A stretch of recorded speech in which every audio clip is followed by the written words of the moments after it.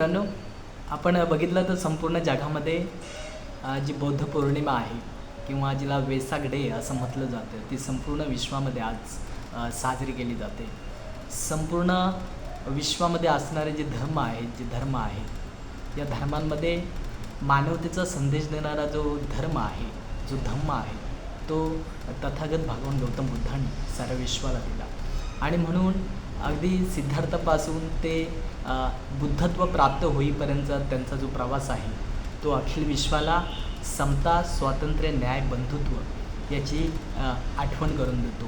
तो प्रत्येक माणसामध्ये रुजण्यासाठी तथागतांचा जो हा विचार आहे, तो संपूर्ण मानवजातीला अतिशय महत्त्वाची भूमिका बजावताना आपल्याला दिसतो. आणि म्हणून तथागत भगवान गौतम बुद्धांनी संपूर्ण मानवजातीला माणसाने कसं वागावं याची शिकवण दिली. आणि म्हणून ही मानवता सर्वांनी जपली पाहिजे. आपल्यातील राग असतील, द्वेष असतील, क्रोध असतील, या द्वेषाच्या ज्या भावना असतील त्या दूर करण्यासाठी आपण प्रयत्न करूया.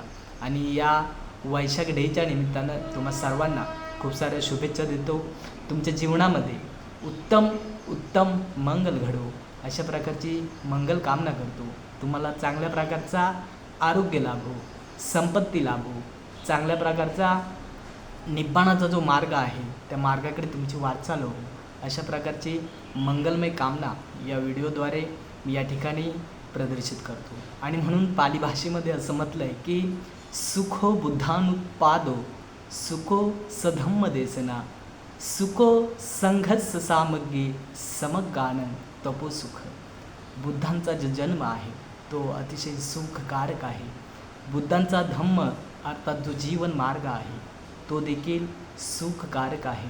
बुद्धांचा जो पवित्र असा भिक्खू संघ आहे तो देखील पवित्र असा आहे.